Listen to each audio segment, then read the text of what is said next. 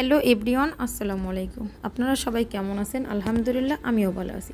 আজকে আপনাদের সাথে মজার একটা রেসিপি শেয়ার করব। প্রথমে হচ্ছে জিরা বেটে নিব, তারপরে হচ্ছে রসুন বেটে নিব।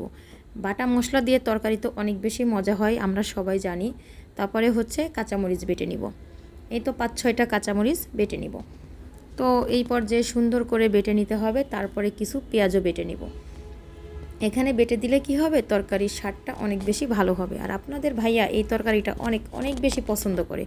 আচ্ছা, আরেকটা কথা, আপনারা যারা আমার ভিডিও দেখেন, যারা আমার ভিডিও পছন্দ করেন, অবশ্যই একটা লাইক দিয়ে পুরো ভিডিওটা দেখবেন এবং ভালো লাগলে একটা কমেন্ট করে দিবেন এবং একটা শেয়ার করে দিবেন।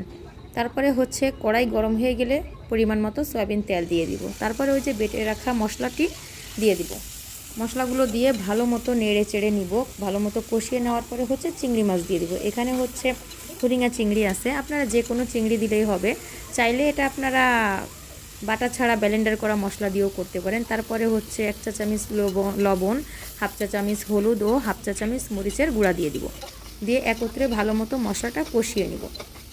তারপর এই পর্যায়ে কাঁঠালের বিচিটাকে আগে কেটে পরিষ্কার করে ধুয়ে নিয়েছি। সাথে হচ্ছে কাঁঠালের বিচি এবং আলু দিয়ে ভালো মতো কষিয়ে নিব। এত বেশি মজা হয়েছিল রান্নাটা, আপনাদের ভাইয়া খেয়ে বলছে, মানে অনেক প্রশংসা করছে। এক কথা আমার বাচ্চারাও খুব পছন্দ করছে। আর কাঁঠালের বিচি তো আপনাদের ভাইয়ার অনেক পছন্দ।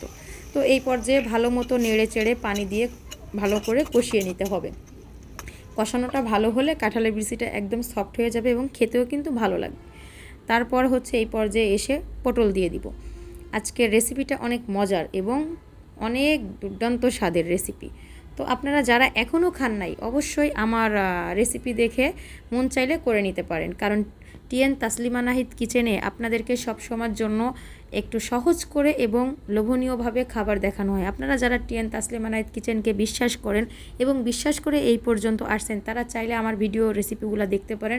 ট্রাই করে দেখে আমাকে অবশ্যই কমেন্টে জানাতে পারেন যে আমার রেসিপি রান্না করে আপনাদের কেমন লাগলো।